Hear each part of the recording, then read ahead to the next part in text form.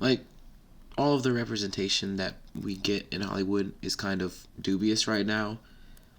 I mean, sometimes things look like they're getting better, and they are, but like, films like Black Panther and shows like Kipo and the Age of Wonder Beast have done really well to expand black and queer representation, but we're not always there, and sometimes I want to yell about things that upset me. Now, I'm well aware that this is not a very poetic beginning to this video, but I have no interest in being poetic right now. I don't really care. I think this is partly the product of me just being in a sensitive mood with everything going on right now, but I want to rant about this topic, so that's what we're going to do. So first we have to answer the question of, why does representation matter in the first place? Well, I mean, for one, like, really simple, people of all kinds kind of deserve to have their stories told, and being a black or queer or a person of color or whatever shouldn't really be a political thing. I mean, my body is not a physical thing that someone can put a political opinion on. I just exist, and media should be able to portray that. My existence shouldn't be a political issue. But also because bad representation kind of leads to tropes and stereotypes that can be really harmful to certain communities, that can have real consequences and effects on the world around us. And these kinds of tropes and conventions in storytelling have to be called out so we can stop making them. Plus, as a black person, it kind of can suck having my entire existence reduced to a single character type, especially one that's irritating, because people will treat you a certain way because of those stereotypes. I mean, I'm sorry to be the one to tell people this, but like, some people have never actually talked to a black person, and when they finally do, the only context they're going to have for how to interact in that situation is what they see on TV. I've been in those situations a million times already. I went to a middle school that was entirely white except for me, and God, it was rough. People will cross the street to avoid me because they think I'm dangerous because of how black people are portrayed on TV. White people tell me I don't sound black to them because I don't sound like every black gangster on TV or every flamboyant black queer on TV. In times where my accent slips and I talk blacker, white people get kind of uncomfortable and they think I don't notice. I do notice. I notice everything. People make really dumb assumptions and ask really dumb questions about my transness because they don't know, because they're too lazy to get Google and don't get their information from anywhere but internet memes and TV.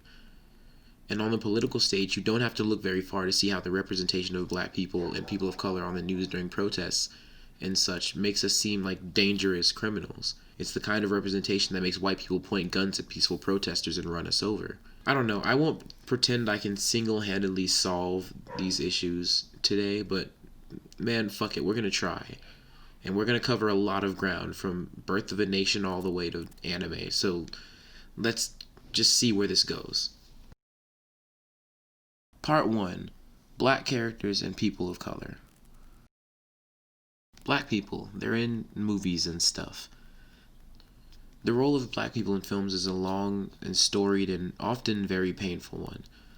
Black people have been part of Hollywood since the beginning.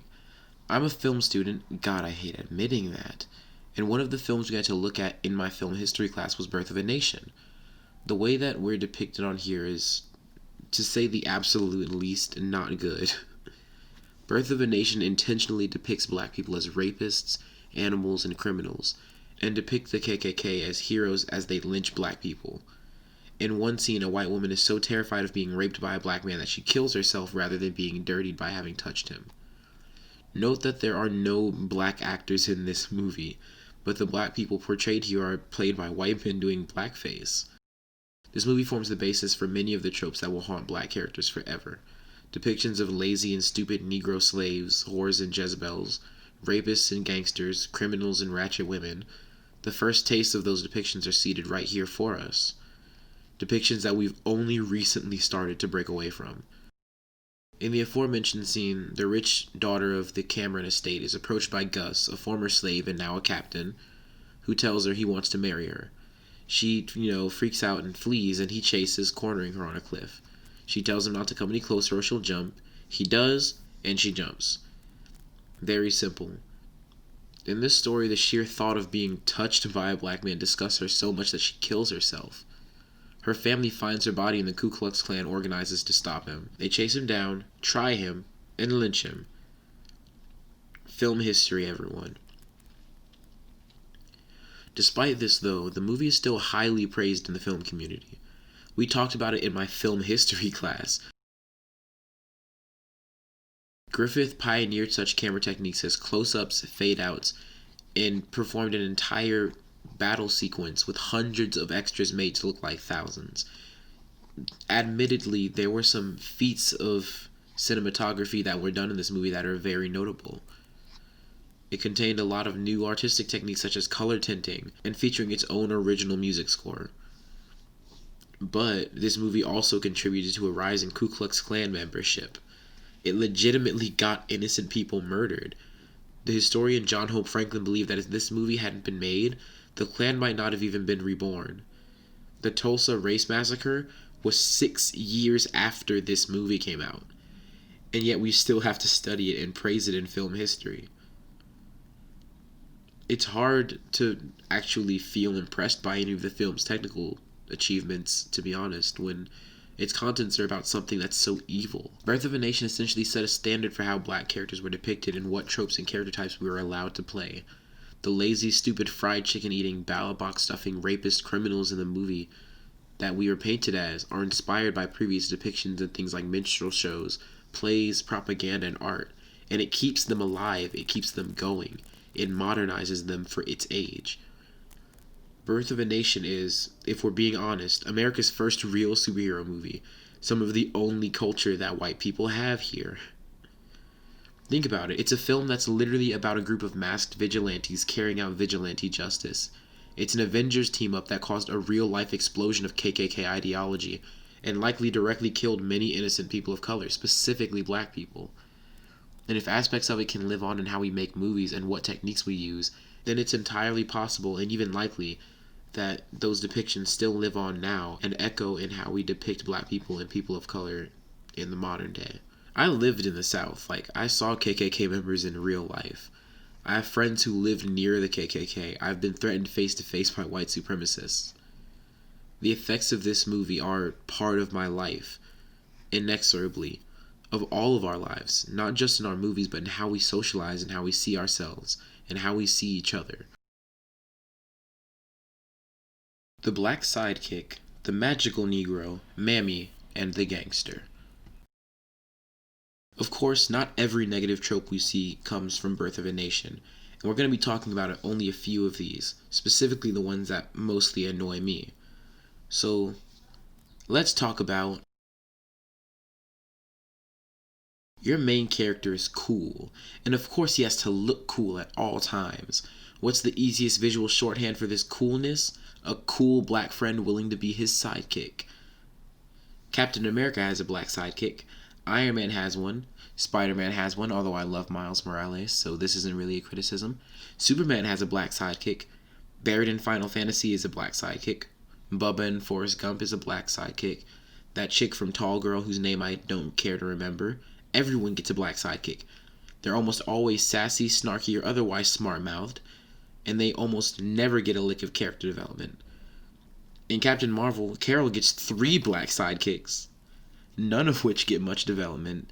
That doesn't rely on Carol, and one of which seems to really like Carol, even though we barely get to see them be friends in the movie. Lucifer gets 2 black sidekicks in his show, one of whom is literally a slave.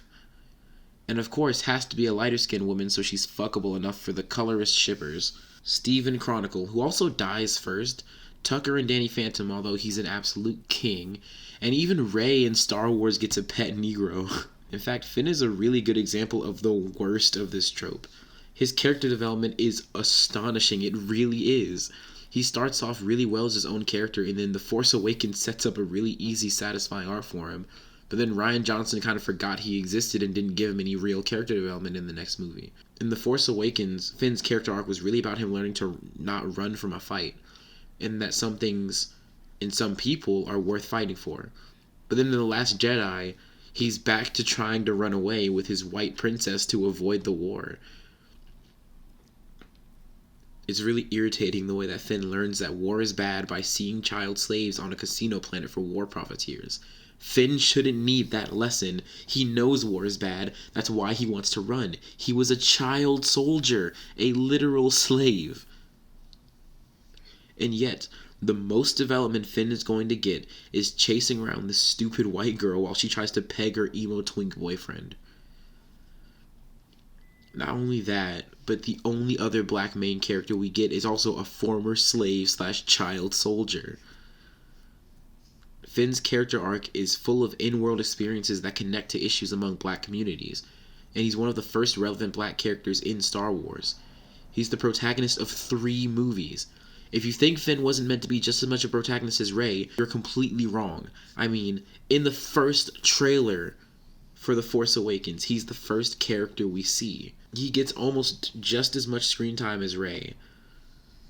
The issue with him is that since he's not a Jedi, the writers don't really care about him, and if we're being honest, him being black is part of why they don't care as well. Finn has 1 movie with a good character arc, another movie with a bad one, and a 3rd movie where he's not allowed to participate in Star Wars, but he still has to show up for Star Wars. Then he and Kelly Marie Tran had to endure years of sexist and racist harassment and threats from angry Star Wars fans. Backlash they got worse than their white peers. John Boyega is an incredible actor and an incredible person. It is so frustrating to watch him have to play Rey's pet Negro for 3 movies. If your character needs magical wisdom, mystical, vaguely ethnic help that they're definitely going to call voodoo even when it's not voodoo, or anything of the sort, the magical Negro is always close by. This character is usually black, definitely visibly non-white at least, and exists only to empower the white protagonist either mentally, spiritually, or literally just magic or something. They don't even necessarily have to be magic sometimes. In the film Oh Brother, Where Art Thou?, the black man George Clooney receives a prophecy from is a proud, card-carrying magical Negro, and also a parody of Tiresias, the blind prophet from the Iliad. Because J.K. Rowling just can't stay out of trouble and refuses to fight me IRL on Twitter, Dobby is an example of this trope as well. He's literally an enslaved ethnic minority, is described on the Harry Potter wiki as speaking Pigden English, which is a dubious term in and of itself, is eternally grateful that the main character, Harry, treats him decently, even though he's a slave and Harry doesn't have to, is overtly magical, but has mysterious, vaguely defined powers, so he gets to be a weird, ethnic magic person. He gets later freed by the main character and happily becomes his slave, and eventually literally sacrifices his life to save them. His enslavement is often played off as a joke. Dobby isn't even necessarily meant to be a parallel for black slaves, but the similarities are there, and they're so big that it makes J.K. Rowling's intent extremely questionable. The Hunger Games do it twice with Cinna and Rue. Cinna, I don't remember if Cinna was black.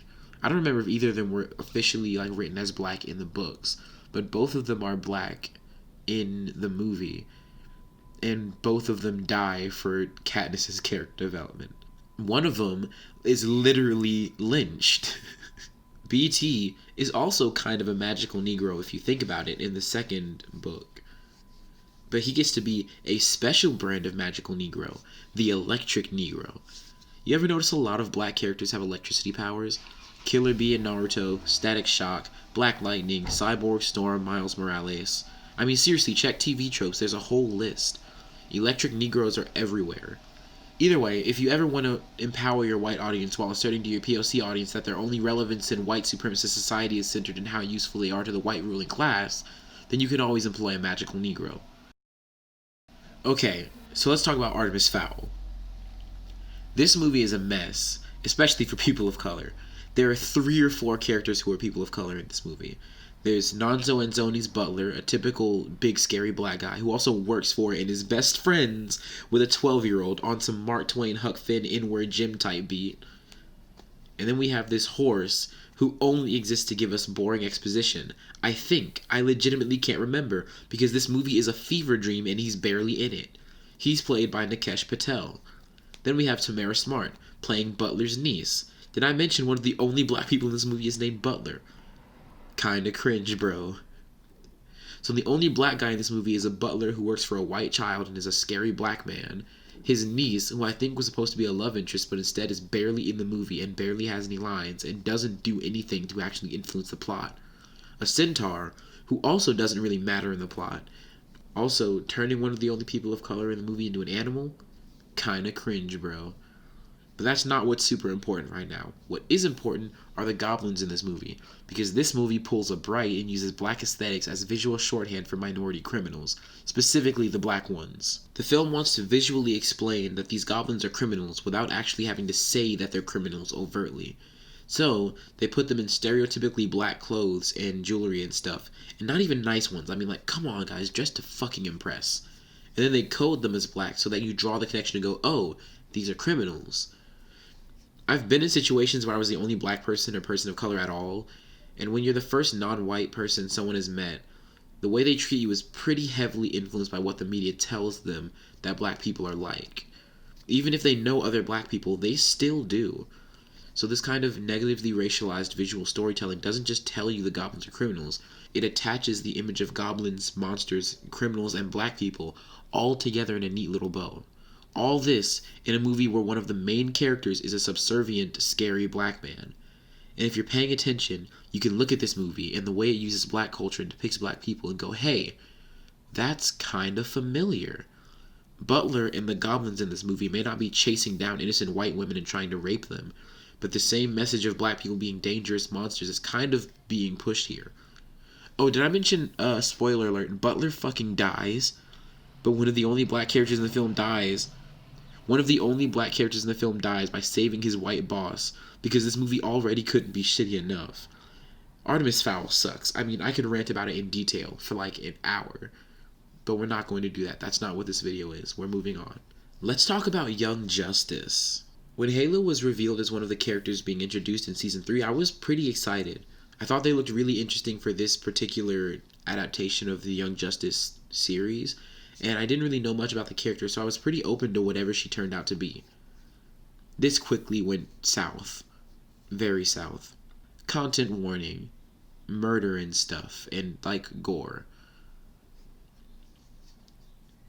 Halo's powers are pretty generic for a superhero. Flight, shooting lasers, shit like that, shonen stuff. But it's their healing factor that's really where they shine. Halo can't die, as in, every time they're killed in battle, they come back to life within a few minutes. And the show uses this over and over and over. Halo is clearly coded Muslim and is canonically non-binary, and they're very clearly a person of color, and notably very dark-skinned, to the point that I thought they were black when I first saw their character. So for 20-something episodes, we have to sit and watch this one dark-skinned trans Muslim character die over and over and over in violent, horrific, and nauseating ways. Over and over. Is it a 9/11 thing? Like some subconscious hatred that the writers just need to express?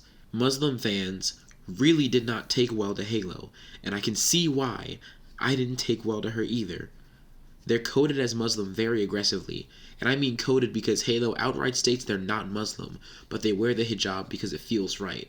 So this religious symbolism is being reduced to a visual aesthetic because it looks cool for the character, or because they just want to be able to claim they have Muslim representation without ever actually engaging with the community.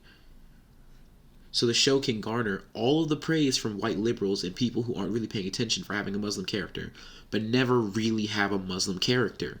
What was the point of putting her in the hijab then? The aesthetic? How can you claim credit for Muslim representation when there really is none? When we aren't going to explore any themes or storylines related to it. And the character won't ever be it. So you code the character as Muslim and then claim them as LGBT as well. And then use them as a punching bag to have fun with the graphic violence you're allowed to show, because you no longer have to appeal to Cartoon Network's ratings, and you have some kind of hate boner for Muslim people. And this isn't the first time shows have done shit like this. Notably, in On My Block, a show on Netflix that I love, Olivia, a Latina character, is portrayed by a white girl, who was also a Trump supporter. Kinda cringe, bro. So people of color in films get terrible, tropey, low-key racist roles, and the few roles that are better than that can still end up erasing our identity and then using us as gore porn for people who for obvious reasons, enjoy watching people of color and LGBT people get murdered in horrible, horrible ways. Characters like Butler and Artemis Fowl don't sit right with me because of the racialized history of the tropes he fits into, and basically isn't allowed to break out of. Characters like Halo are hard to watch if you're a person of color or Muslim or even just a decent person who knows about the horrible things Muslim people and people in the Middle East have suffered because of American racism, imperialism, and Islamophobia. And it's hard to watch her as a trans person, especially as a trans person of color, when you're aware of the violence we face. So to tie a nice little bow on this section, let's fucking talk about Gone with the Wind. Hattie McDaniel was a black actress made famous by this film. In it, she plays Scarlett, the main character's loyal slave, and is essentially all of these tropes in one. She's the black sidekick, the loyal slave, the sassy black friend, the magical Negro, everything. Giving Scarlett sage advice and tough love. She's a character who represents how the barbarism that Birth of a Nation ascribes to black people has filtered through history and been diluted and split off. Birth of a Nation was controversial even when it came out, and even though Hattie McDaniel would be the first black woman to win an Oscar, black audiences were not happy with her film either. And it's notable that the first black woman to win an Oscar not only played a subservient slave role, she wasn't even allowed to sit near the white audience when she received it. It's hard not to see Birth of a Nation's depictions of black men as sexually obsessed with white women, when Finn spends an entire trilogy with a character arc centered on being Ray's pet Negro and nothing else. It's hard not to see elements of Mammy in Hattie McDaniel's character, in a derogatory term for black women who took care of their white masters' white children, and connect them to characters like Butler. It's hard to watch old films and movies where people of color are dehumanized and portrayed as animalistic and violent and ghetto, and not draw connections to all the little small ways those depictions still persist when I see the only Indian actor in Artemis Fowl turned into a horse and relegated to a treadmill computer. It's hard, and it happens because those connections are there. We are not stupid or blind, and if we want ultimately to tell better stories for people, then we should be aware of them. I talked about this topic a little bit in a previous video about how women are portrayed in films and such. You don't have to watch that video to understand this one, though according to my Google Analytics, a lot of you already are anyway, which is cool. I mean, shit, power to you. Power to both of us. Makes me feel good. I'm not complaining. Anyway, to borrow a quote from author Helen Morales, something we're going to do multiple times in this video, this segment, like Misogyny and like her book, ends with men killing women. In the last video I talked about sexualization. In this video I want to expand that and talk about some other issues and tropes that crop up when portraying women, because there are a lot, and like I explained in that video, representation really matters, and can be a huge part of how the popular conscience views certain topics. This isn't just a thing about people getting their information from the internet, but a part of our storytelling as humans for decades. Helen Morales talks about this in her book Antigone Rising, which is one of the books sent to me by some of my viewers, so thank you, by the way. That's awesome. It was a great read and ended up being really helpful for this video. When talking about misogyny, Professor Morales explains how our storytelling influences people, while speaking about the Isla Vista shooting that killed 6 students and injured 14. The killer's views about women, fomented by seething resentments and online pickup artist sites, and detailed in a 140-page manifesto that he emailed to people before the massacre, were what drove him to kill. These views go back to antiquity, and some of the beliefs about women that we have inherited from ancient Greece and Rome front the imaginative scaffolding that underpins our beliefs about women today. The way we view things as society has always been reflected in and changed with our current collective conversation and feelings. That's why Twitter is really interesting to me. It's the first time the world has truly had one massive stage where they can essentially allow people to read their thoughts. We've turned humanity into a hive mind, and the art we create is part of that now more than ever. And in the olden days, art was all we had to portray those thoughts, so we created stories based on the context of the time. And since patriarchy exists, men, it was mostly men's stories that were told, and in their collective unconscious, some of their thoughts about women are kinda cringe, bro. Often in media, the tropes surrounding women revolve around Often in media, the tropes surrounding women revolve around concepts like ownership. A lot of female characters get little development themselves, within their entire story being an object to be chased around by straight men, or meant to serve them in their development. Female characters, especially women of color, usually get their stories pushed aside, their character pushed aside, in order to serve men. The new Star Wars movies are the opposite of this, as Finn gets to play second fiddle to Rey while she makes out with fascists who have body counts in the billions. Cortana in Halo is kind of hilarious as the exact perfect example. Literally a naked woman who lives in Chief's helmet to give him tips and occasionally emotional input. And the entire culmination of her character before they kill her off and turn her into a villain is that she always wanted to touch Chief just once. Damn, that's horny. Melina Pendleton made an excellent video basically about this topic in the show Sleepy Hollow, where she talks about the mistreatment of the show's black lead and how she essentially became a character meant to serve the show's white protagonist, despite being a lead character. I feel like this trope is especially prevalent for black women. Black women are often commended for their strength and are expected to use that strength to heal black men or people in general. And what I notice is that many contemporary black male activists will talk about how strong black women are and how much healing they do for black men, but never really stop to ask what those same black women need, or step up to address misogyny and transmisogyny within the black community. Like, we all talk about protecting black women a lot, but black men killed Oluwatoyin Salau. Black men killed Malaysia Booker and Dominique Fells. There's an issue of misogyny and entitlement to women in our healing that men feel, and it's in part because women's existences are constantly peddled as for the emotional and physical benefit of men. If you're trans, it can be especially frustrating, because you get a lot of that exact same treatment as women, that same demanding for healing and attention, but with the added caveat of being a secret, of being someone people are ashamed to have sex with or receive healing from in the public eye. A lot of trans women who face hate crimes face them from men who slept with them, consensually, knowing they were trans, but then felt ashamed or were judged afterwards. I remember 2 years ago a man killed himself because he was bullied so severely for dating a trans woman. So for a while, trans women are useful to men, but the moment they're done and fear getting caught, they kill us. Another trope is the stuffed in a fridge trope.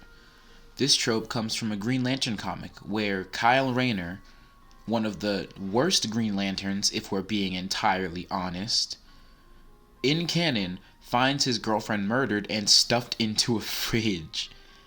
This type of representation was not pioneered by this comic, but it's what got everyone talking about it. The stuffed in a fridge trope is less about fridges specifically and more about the way that women are used emotionally to fuel men, especially when rape and murder are involved. Characters like John Wick, The Punisher, Liam Neeson in Taken, Anakin Skywalker, Wolverine sometimes, and many other macho man characters have these arcs where they go on horrible, bloody revenge quests, where they basically commit war crimes to get revenge for a daughter or wife's murder or rape.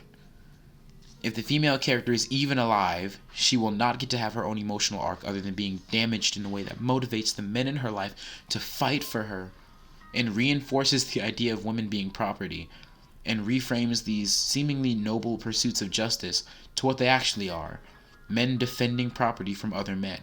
When Asuna is threatened with rape in front of Kirito in the series finale by the main villain in Sword Art Online Season 2, how the hell did Sword Art Online get a Season 2, but Noragami still hasn't gotten a Season 3? What the fuck?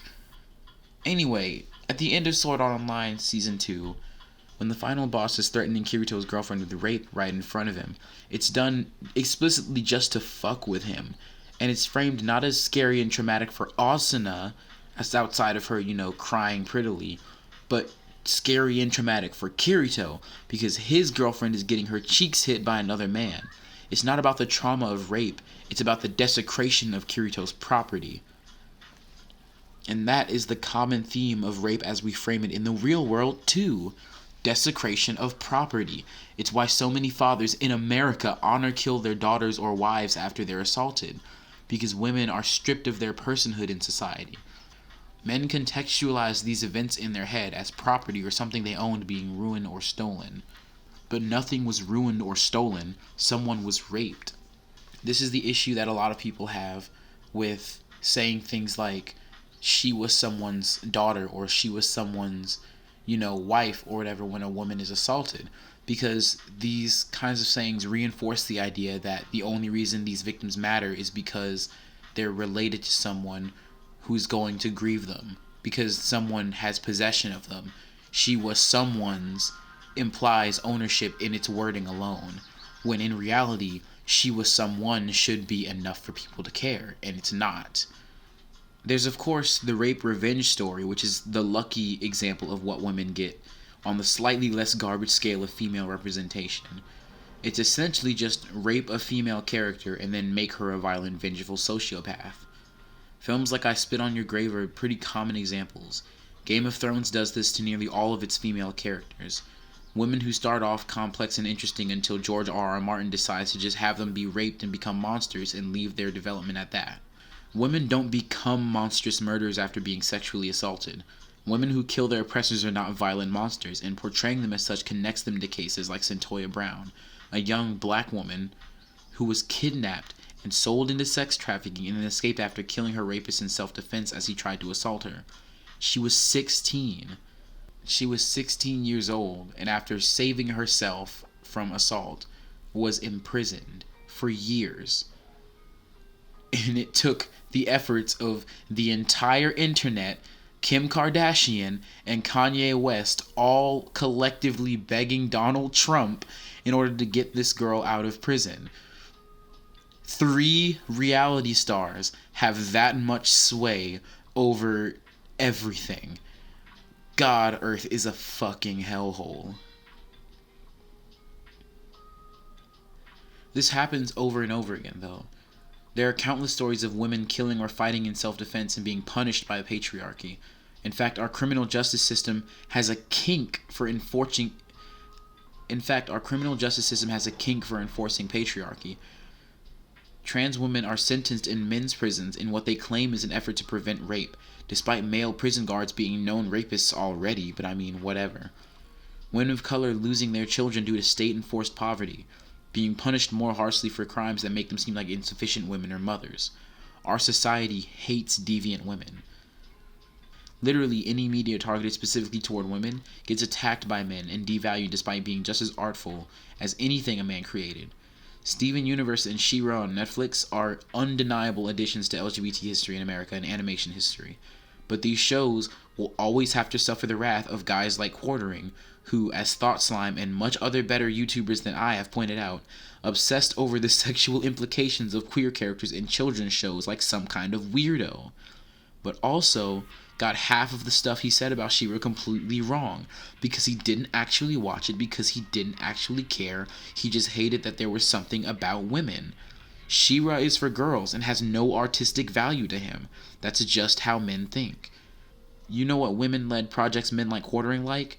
Movies like Zack Snyder's Sucker Punch.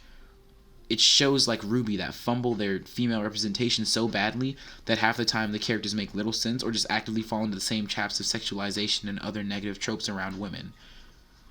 IDK, let's go over sexualization again. We might have to do it. Do we have to? I feel like we have to. When I refer to sexualization in media, I specifically refer to the phenomenon that takes place in most of what we watch. If we're being honest, where women in stories are often reduced to sexual pursuits, or sexually appealing window dressing to keep men watching. Sexualization isn't just a problem. Sexualization isn't just a problem because it's an annoyance. It can be actively negative. We already live in a society where men sexualize children constantly, and it's not even just men.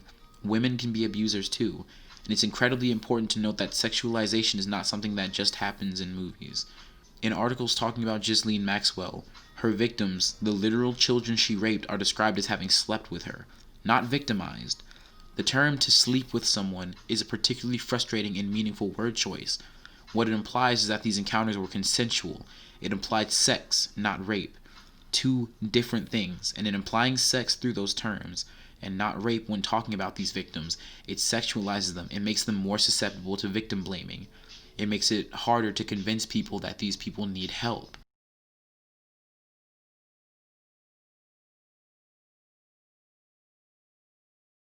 It places at least 50% of what happened on the victims, as if they agreed to it, when in fact a minor cannot consent to sex with a full-ass adult. Coercion, manipulation, and force are not consent. and those ways are how predators operate. So even in the news, female sexualization is rampant, and it can also be used to take away from more important topics. At a protest in Portland, a woman people are calling Nude Athena, an insult to the goddess, undressed and sat with her legs spread in front of cops. Why she did it literally doesn't matter. It did nothing. I think she just said she was so angry she wanted to get naked. So now a huge chunk of time that was dedicated to actual news and talking about the protests gets derailed to talk about the stupid white lady getting naked in the street for a protest for no reason. Black and brown voices are drowned out. Information is silenced because of stunts like this. They distract from the fact that the government sent uniformed, unidentified, masked operatives into cities where they gassed protesters during peaceful demonstrations, during a pandemic that cripples the lungs, intentionally used expired tear gas, which when expired degrades into cyanide and has killed people, literally kidnapped trans teenagers off the streets while in plain clothes and unmarked vehicles. In this case, sexualization is being used to distract from certain issues and topics. Breonna Taylor still hasn't gotten justice. Toyin was killed by a man after being assaulted by another because men are obsessed with female sexuality and because society uses sexualization to hide certain issues. Pornhub poses as a leftist, politically active, sex-positive website, but has consistently refused to delete videos of young girls being raped from their platform, and in one case was literally making money off of 15-year-old girls' videos, a girl who was considered missing due to sex trafficking, meaning they literally had a lead on finding this child, and instead of helping find this child and get her home, they made money off of her rape and enabled it. In her book Antigone Rising, Helen Morales talks about the Greek play Lysistrata, written by Greek playwright Aristophanes. In this play, the women of the city, led by Lysistrata, refuse to have sex with their husbands until they end the war with another city. She talks about how women in countries like Liberia and Colombia used sex strikes, protests, and community action to force the men in their governments to act more in their interests, and provides us with this quote: "Sex strike is a largely bogus category. It is a term that seems straightforward, but when you examine it, it means different things in different contexts. As in the Liberian sex strikes in Colombia in 2011 and in Kenya in 2009 were successful because they attracted publicity and so shamed or otherwise put pressure on those in power to take action. Not because women withholding sex frustrated men into changing their behavior. The emphasis for the Colombian women was not on the withdrawal of sex, but the refusal to get pregnant until they could safely travel to the hospital to give birth. Despite all this, the Western media framed these women as modern-day Lysistratas." She talks about in this section of the book how the sexual aspect of these strikes became something that nearly overshadowed the other kinds of activism that it took to get these things done. Liberian activist Lema Gaboe, who led the strikes in 2011, said this: "The truth is that nothing happened overnight. In fact, it took 3 years of community awareness, sit-ins, and nonviolent demonstrations staged by ordinary market women. Years of gathering in roads in eye-catching white t-shirts demanding the attention of convoys of officials, and media folks who would glimpse the signs and the dancing, would hear the chanting and the singing. Then we launched the sex strike. In reality, the sexual aspect of their movement was just a small piece, and years of hard work and pain were reduced to slogans like 'No peace, no peace.' The problem is that this narrative twists the strikes into a narrative of sex being used to reward men for good behavior or punish them for bad behavior. It implies sex is a thing men are absolutely feral for, when the movement was so much more than that, and men are more than that. This is the nicest I will ever be to cis men on this channel. You're welcome." Helen Morales actually met Lema Gaboe, and she asked her what she thought of the media comparing her to the play Lysistrata. She said nothing, but gave me a long look of unmitigated contempt. I think that says enough. I didn't talk as much about movies and stuff when I talked about sexualization today, because I already have, and even though that video is of dubious quality, I'm still kind of proud that I actually tried it at all. So give that a bit of attention, unless you're one of my subscribers who came from that video, in which case, hi, I'm glad to see you again. I hope you're doing well. I would talk about homophobia and transphobia in this video, but that's going to be its own very soon. I'm trying to get it done ASAP, so bear with me, fellow gays and queers. You will get your due, I promise. In the meantime, please subscribe. I'm working hard to keep up with this channel and improve my content. Between being an essential worker, a full-time student taking summer classes, and speaking at and going to protests and stuff, I'm stretched a bit thin. Also poor. So a bit of help through Ko-fi and donations and checking out my Patreon, or even just like regularly watching my videos and engaging with them, really does help. In the meantime, stay safe. If you're protesting, be smart. Follow Black and Brown leadership. Remember, this fight isn't over. Have a wonderful day. I love you, and I leave you for now.